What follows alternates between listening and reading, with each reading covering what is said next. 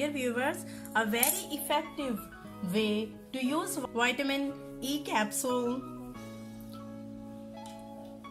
for skin care. Now take 1 capsule of vitamin E oil, puncture it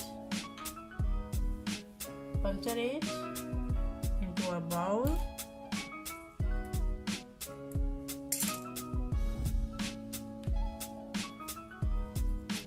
And add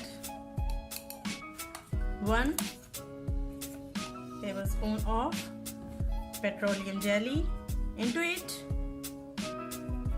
Now mix it. Use this paste for crack heal. Now this paste is ready. After applying to your feet, wear the sock and apply this paste overnight.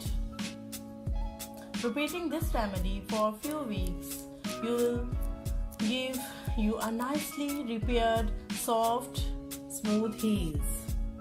Dear friends, if you like my video, please subscribe my channel and press the bell icon. Thank you.